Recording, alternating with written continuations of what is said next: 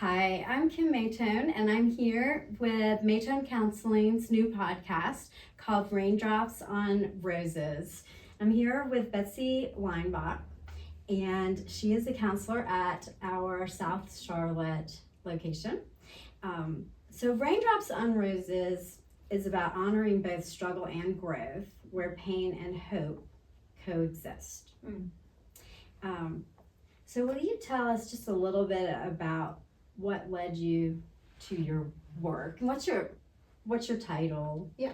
So I am a licensed clinical social worker, and I actually came to this profession later in life.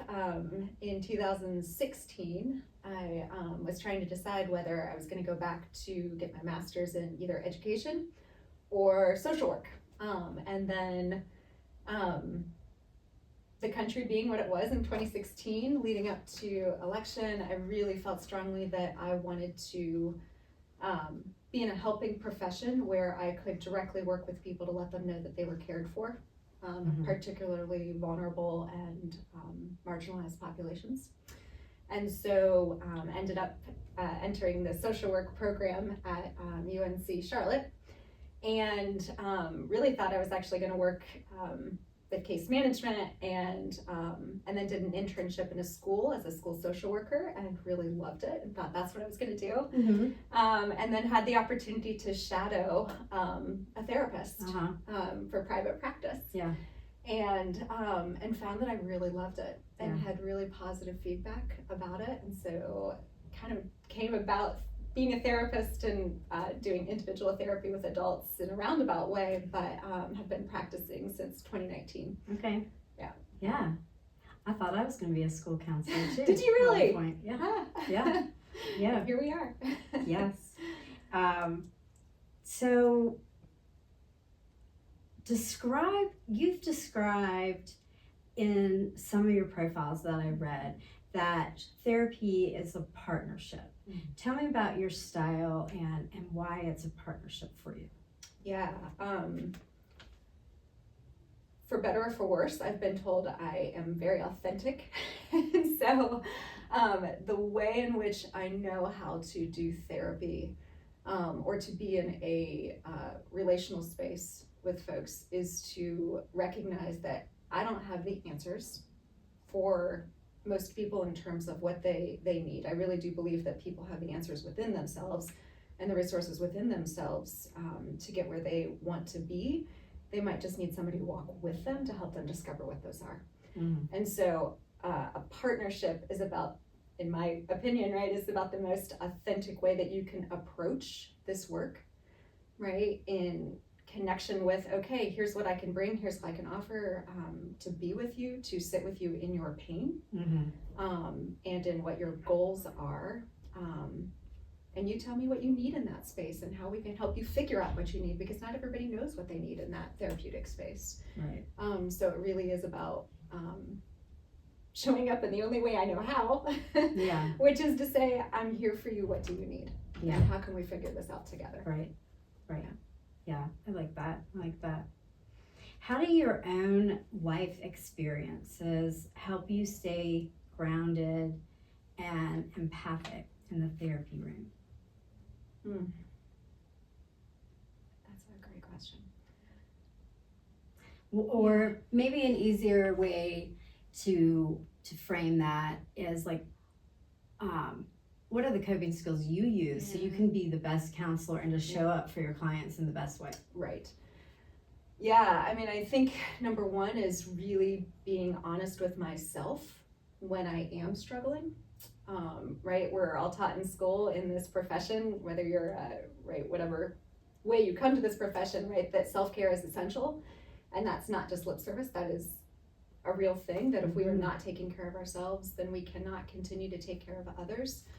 And that's a struggle, right? We're experiencing the world as our clients are experiencing the world, and so to continue to have the energy and the compassion to show up for our folks that we're supporting, it really is essential that we are taking a look at ourselves, right? So for me, there are times when I start to feel really anxious in sessions with clients, right?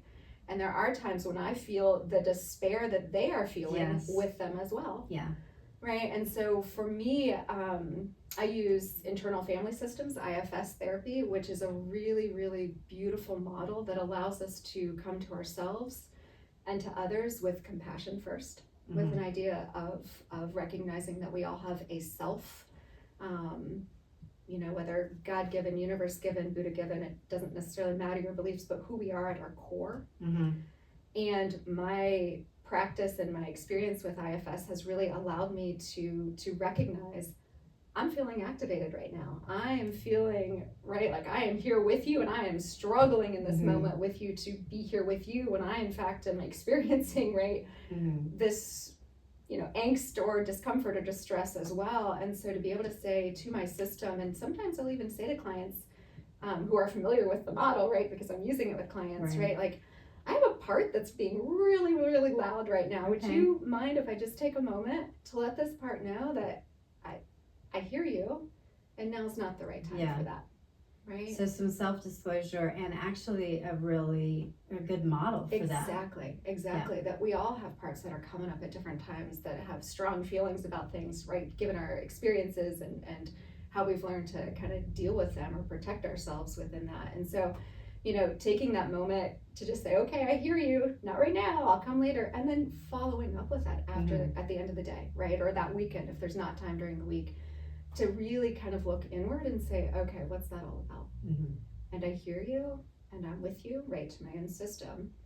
And then, right, within that, it allows space then to also do the grounding things, right? I love yoga. I like meditation. Exercise is helpful. I garden. Hiking, being in nature for me is really, really big. And connecting. I think connection is probably at the heart of everything or most things for most people. Right? That if we're not connecting with others, if we're not sharing with others, it's easy to feel alone in what we're going through. Yeah. So that's also part of that. Yeah. That was a very long answer, Kim. No, that's good. That's good. I want you to think, this is a little bit of a fun off the topic of if you weren't a counselor, if you weren't in the helping profession, what do you think you would be in life? What would be your profession? In my 20s, or even maybe my 30s, and probably secretly now that I'm in my 40s, a whitewater rafting guide. I think would be amazing. Yes. And as my body has aged and I don't recover now from extraneous exercise, I'm not sure I could actually do that at this point. But something outdoors. Okay, you like nature. Yeah, I do. I really find that's where I'm most at peace and energized, right, simultaneously. Cool. Yeah, so Very cool. Something along those lines. All right. Yeah. So many people wonder if their struggles are like bad enough for therapy. What do you say to someone who's on the fence in coming to counseling? Yeah, I say not everyone needs therapy, but I believe everyone could benefit from therapy, right? So there is no problem too big, too small, too much, too little, right? I think that there is value in being able to have space to just talk about it, right? And especially if you don't think it's big enough, get in there and try it. Right? I always say too, if this doesn't work, then it doesn't work, right? And that doesn't mean that therapy is wrong for you. It just means that maybe we're not the best match for one another, right? And so to really just encourage them, again, I really do. I don't think necessarily everybody needs it, but I do really believe it can be beneficial for everybody. Yeah. So that, right, there's nothing too small. Yeah. I want to talk a little bit. You mentioned IFS, which is a very, very popular right now. But also you have a certificate? I have been trained, yeah. You've been trained in EMDR Institute, yeah, in EMDR. And what does that stand for again? Eye movement desensitization and reprocessing. Okay, cool. Yeah. So tell us a little bit about that and why someone may benefit from EMDR. Yeah, so EMDR is actually discovered or began, right? I forget now the dates, and that's terrible. It might have been in the 80s. Francine Shapiro was the original right, researcher within this evidence-based model, and the way she discovered the benefits of bilateral, meaning both brain hemisphere stimulation, is that she had received a diagnosis of breast cancer and went for a walk outside in nature and was thinking about this, and she realized she got to the end of the path. This is the way it was explained to me too, right? But she got to the end of the path and realized, I'm feeling a little bit better. What's that all about? And so she retraced her steps and realized that as she had been thinking about it, she had been looking around, right? And so crossing that midline seems to, what they found through research then was that somehow that, well, when trauma occurs, right, it can get stuck in the brain, locked with the sights, the sounds, the smells that occurred at that moment. Right. And what stimulating both brain hemispheres, maybe something similar to REM sleep, seems to do is unstick the distress associated with that memory. Mm-hmm. So you don't forget what happened, but the distress of it, right, that comes up with that memory. EMDR, not for everyone, but really seems to have positive effects for reducing the amount of discomfort and distress we have around the memory. Mm-hmm. So, right, a lot of times when we experience trauma, there is avoiding, right? The system gets locked or stuck in that experience, and we struggle to feel safe in our day-to-day, or we get activated or triggered, and right, we lock up, we go into fight, flight, freeze sometimes when that happens too. Right. And so EMDR can be really beneficial for removing or at least reducing, right, the amount of distress that is associated with those memories to help us be able to react less. Okay. Yeah. All right. Cool. Yeah. So, I have recently done some just self-reflection and am disclosing a little bit more to the public about my mental health concerns, and it's been really helpful. I'm open with telling people that I go to counseling, that helps me stay grounded and healthy for my clients. And I've recently done, within the past, it's really been 4 years, I've done some somatic work with a therapist and even music therapy. So some of these alternative methods, rather than your traditional talk therapy, CBT, I believe are really helpful, especially when, like you said, somebody gets to being stuck. Yeah, and I will tell you, EMDR does work differently because it's not traditional talk therapy. It really is your own brain doing the reprocessing. So it really is a typical EMDR session, and I tend to use, most of my sessions are virtual.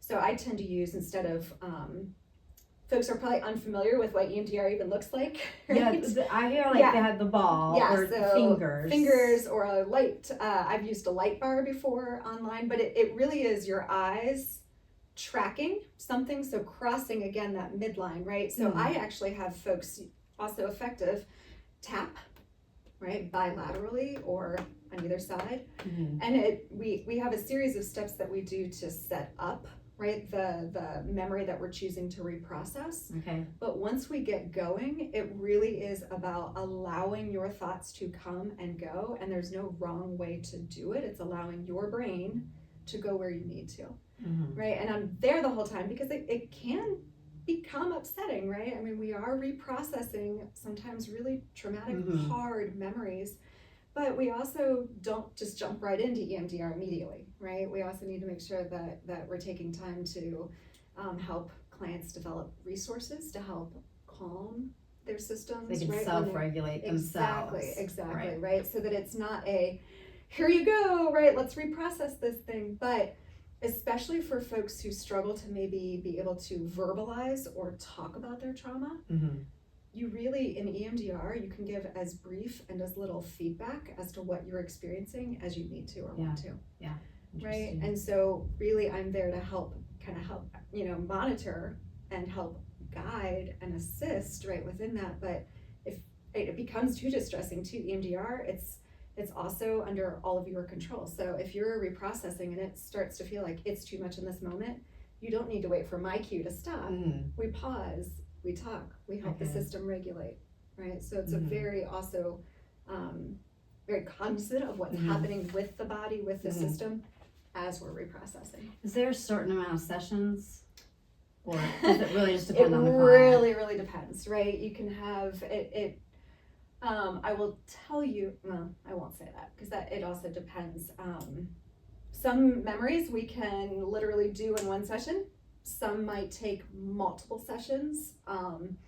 And depending what memories or experiences might be connected to this experience, sometimes trauma is not one and done, right? As we know. So sometimes too, it might be that the brain, right, is reprocessing multiple channels or strains that are connected to that experience. So it really, right, when folks say, how long is this going to take? Yeah. You know, it's, Okay. there's no way to really know. What gives you hope with your clients today? What allows you? We take on so much as therapists.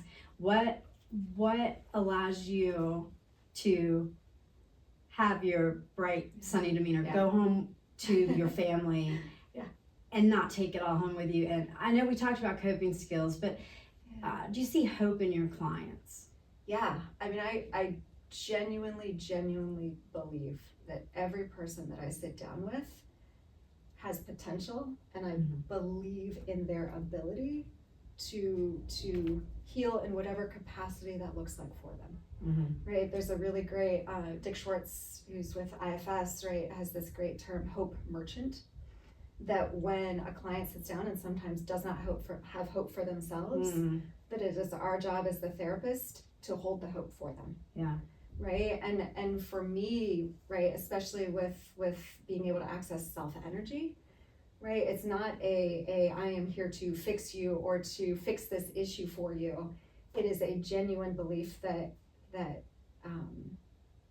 I can use my ability to connect with others to offer hope that maybe there is something else than what we're in this moment right now. Right.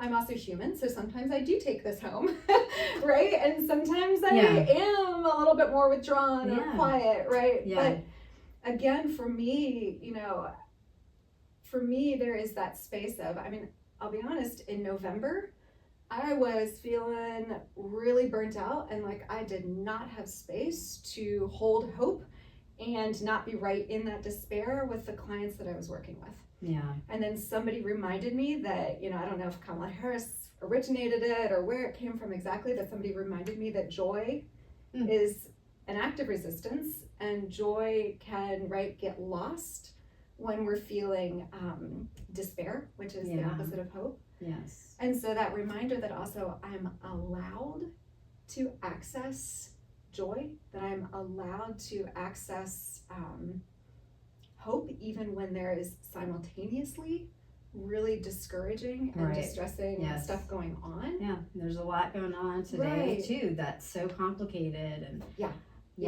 but it's hard to turn on the news. When we've been, I know for me, it can be hard. I have to really limit my news. Absolutely, right? That it can inundate us, right? And that's wherever you're coming from, it's everywhere right now, right? And so giving permission,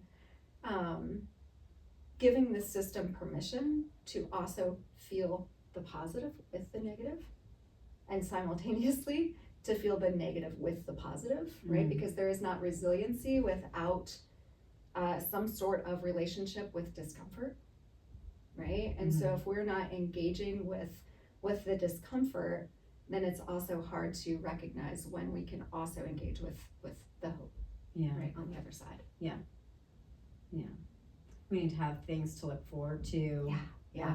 Sorry, I got distracted on that. But so I was going to say, for me, I think too, hope is also connecting with others. Yes. Right? So I can recognize that when I start to feel defeated, my general kind of, the way I deal is to turn inward and isolate. And I pretty quickly recognize that when I do that, I feel worse. Right? And so whether I feel like it or not, I reach out to folks that I really trust and love and connect with. Right? So it's not about feeling like I want to do this. It's about knowing that, right? Also, I saw someplace recently, hope is a discipline, right? That we have to actively work, right? Hope, right? When we take action, also that is what can give us hope. So recognizing that it doesn't have to be big things, but there can be little things in our day-to-day life that when we can take action, that's when we can start to access hope, right? So sometimes it really is just calling somebody and saying, I am struggling. Yeah. And they say, I hear ya. Me too. Yeah. Right? What are we going to do together? Yeah. Yeah. Right. That too. Is there a book or a song or a movie? For me, you know, I have this song "Raindrops on Roses." Just a way that I feel compassion. It just brings out beauty, beauty from pain, comfort, all of that. Is there a movie or book that really impacted you, or song? I will be honest, I am the worst at remembering titles or names or anything like that. But I will tell you, Thich Nhat Hanh, I do really like his very accessible writings on peace and mindfulness and being present. It's really easy for my busy brain that is prone to anxiety and the ADHD component to be going all the time. And so just the reminder that, you know, peace is every step, right, is one of his book titles. Who is that out there? Because we're going to... Thich Nhat Hanh. Okay. Yeah. All right. Anyway, it's accessible and just a reminder to bring it back to be in the present, right? Because we can't be in the worried mind and the present at the same time. Right. So that anytime I too notice that, you know, I'm just feeling a little bit off, I go outside and look at the trees. It really, that's my grounding. Trees. I do love music. I wish I could tell you something that I'm listening to right now, because I do really like music too. Yeah. All right, well, good. Well, when life feels heavy for you personally, what is there something that helps you reset quickly? My husband's really good at pointing out, whether I appreciate it or not. Hey, you seem a little bit off. What do you need to do? Right? And sometimes for me, I might not recognize immediately when I am feeling that particular heaviness that I might just be kind of going through the motions, right? That so many of us do when we've got a lot going on. And for me, really, truly, the most surefire way for me to get some perspective, if not necessarily shift me out of that space immediately, at least put me on the path to shifting, is 5 minutes of meditation, of sitting without, I usually have to have a guided meditation because I do have a busy brain, but sitting in the quiet and giving time to really just check in with myself. Right? That if I'm busy, especially, and have been going, my system usually lets me know pretty quickly that things are off, right? You're not necessarily completely present with your clients. You got to pause. Right? So meditation for sure. I love laughter. I laugh easily. I like to laugh a lot. So finding, I've got 3 kiddos, teenagers, and I find them delightful. And really enjoy laughing with them, sometimes at them, but mostly with them.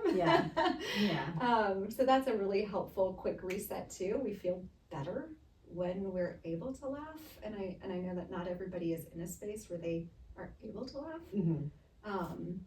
So for me, that's one, and I haven't always been in a space where I've been able to laugh, right, easily. So I don't take that for granted, and I really enjoy those moments. So we're wrapping up towards the end. Is there anything that I haven't asked you that you thought I might, and that you were prepared for, or that you want to share with folks? I think, right, especially I'd kind of, been thinking about the topic of hope, right, and topics of hope and resiliency, right, and how we enter into those spaces. And I think, right, it can be easy to say, well, do this, right? And honestly, doing those things actually really can help, right? But for folks who are not in a space, or who are in a space where that feels so beyond their reach, right? The place where I start with clients is to say, I am here with you, and we're going to acknowledge that this is the space we're in, and I'm not going to try to talk you out of that space, because I really, right, again, through the IFS lens, there is a reason that this space is here. And so to give people that maybe, again, cannot access that hope for themselves, right, the space of, as long as it takes, right, whether it's your therapist or a family member or a friend, start being with them and being honest and vulnerable about that space that you're in.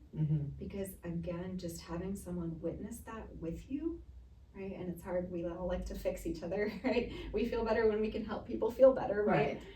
But so often we feel unheard, I think, in that space sometimes when we rush too quickly to a fix.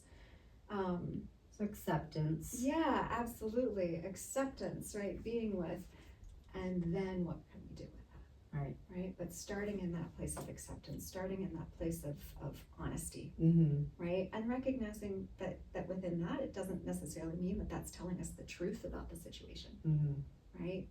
Feelings are valid, not necessarily telling us the whole truth of what's going on.